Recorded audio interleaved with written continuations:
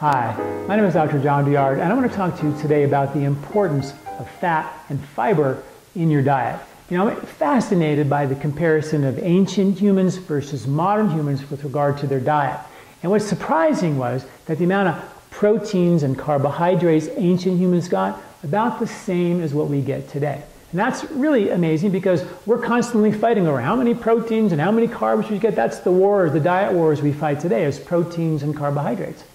What jumped off the page was that ancient humans got about, in some studies, 75% of their diet as fat. Now, we've been told for 30 years that fat should be 10, 20%.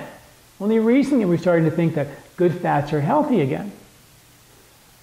Hunter-gatherers got about 100 grams of fiber per day. Modern humans get 20 to 25 if they're lucky. So why did hunter-gatherers get 5 times as much fiber as we did? Now, many of us think fiber's main role, at least in our pre-diabetic era, is to block the absorption of sugar into the bloodstream. Well, that doesn't make any sense because hunter-gatherers didn't really get any sugar. The sweetest fruit they had was about as sweet as a carrot.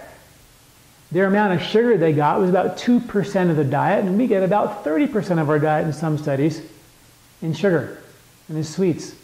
So it wasn't for the sugar. So why did they get so much fiber? What did that do? Well, one thing that it does is the fiber, as many of us know, is a scrub for the intestinal tract, and it cleans out the intestinal wall, which is great. Creates great bulk for the intestinal wall. Good things for the health of our gut. It also feeds the bugs, the microbiology in the intestinal tract. There's 2 things that actually feed the intestinal microbiology, and that's fat and fiber. The 2 things that we don't even come close to in comparison to ancient humans. Does that make any sense? Now, what fiber does, maybe the most important thing it does, is what fiber does, it attaches to bile and takes bile to the toilet.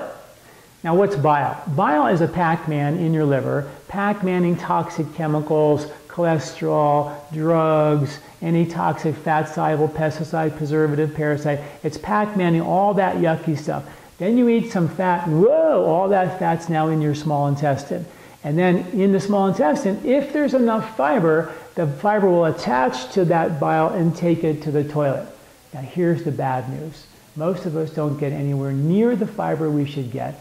And up to 94% of that toxic bile with all the yuck in tow gets reabsorbed back to your liver. And your liver's going like, are you kidding me? And the liver, way too busy, puts those toxins back into circulation. Toxic cholesterols, oxidized cholesterols are now circulating through your arteries, predisposing you to arterial health issues. And many other issues. Dumping it into your fat cells, even into your brain. This is a problem. And here's the worst part. That bile, if you don't have enough fiber, that bile can get recirculated back to the liver up to 17 times before it's finally flushed out of your system. So it's like washing your dishes in the same water for 17 days in a row before you get new water.